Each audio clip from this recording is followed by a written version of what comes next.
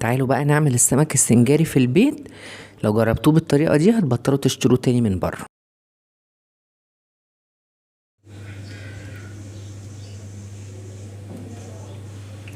اول حاجة قطعت بصلة مكعبات، حطيت عليها معلقة ملح، ودعكت البصل بيها كويس لحد ما البصل طري كده.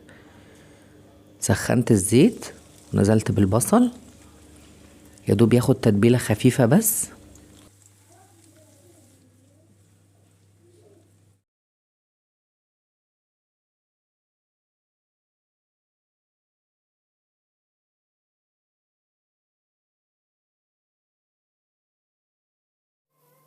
بعد ما البصل دبل كده، حطيت فلفل اخضر وفلفل احمر،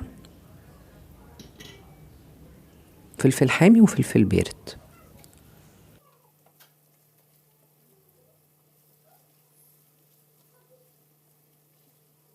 معلقة كبيرة توم مفروم،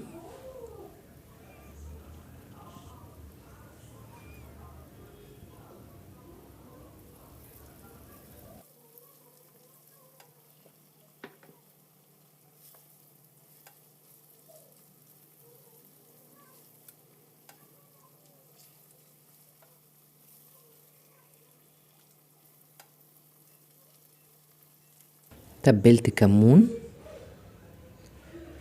وملح وفلفل وشطة.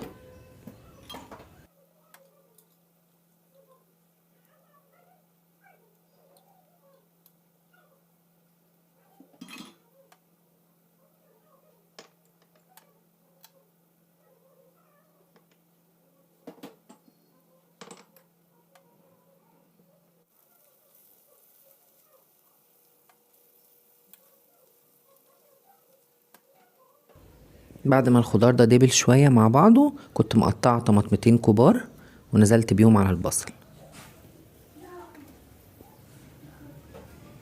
وهحط معلقة صغيرة نعناع ناشف.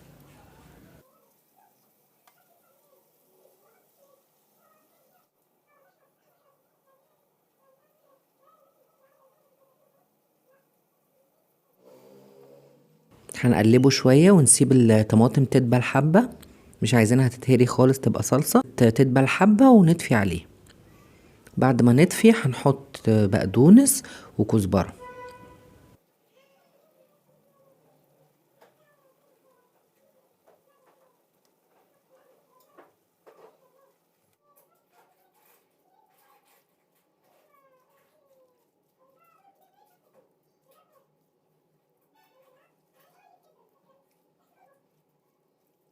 نيجي بقى لتقطيع السمك. هو السمك ده كنت متبلاه وشايلاه في الفريزر. بنفتحه من الظهر من فوق كده،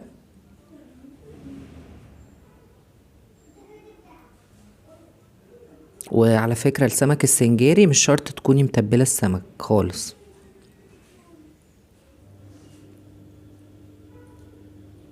بنحط تحتيها شوية من الخلطة اللي احنا عملناها، وبعدين بنحط بقى فوق السمكة كمان. السنجاري ممكن يتعمل ببولتشي او ببوري او بسمك قاروص او سمك لود، بيبقى طعمه حلو جدا.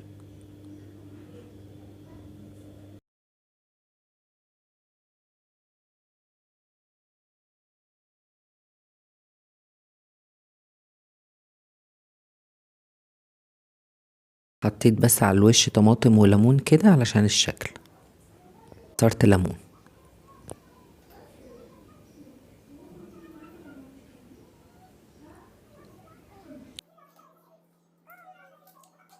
حاجة نقفل الفويل كويس عشان السمك يستوي حلو.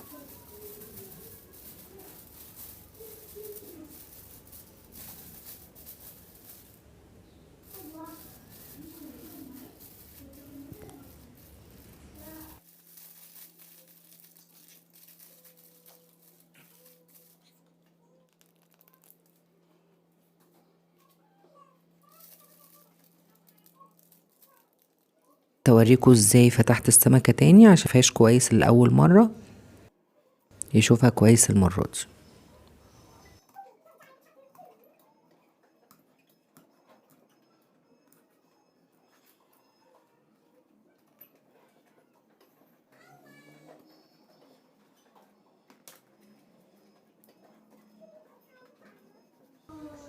زي ما عملنا في التانية هنحط من تحت السمكة الاول وبعدين نحط عليها وبعدين نقفل الفويل كويس.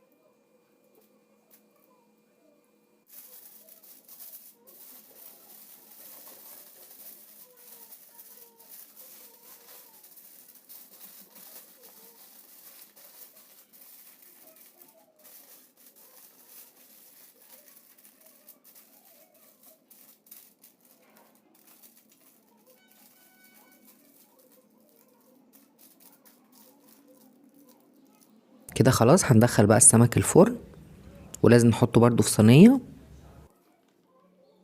هنخليه من تحت وفوق، وبعدين لما نلاقي السمك استوى بنفتح الفويل من فوق عشان ياخد تحميرة بسيطة كده من على الوش.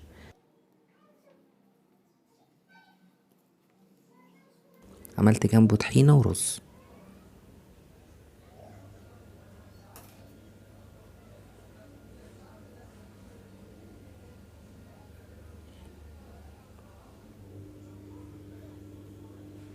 يا رب تكون طريقة سمك السنجاري سهلة وعجبتكم، ولو عجبتكم الطريقة ما تنسوش تعملوا لايك وتشتركوا في القناة.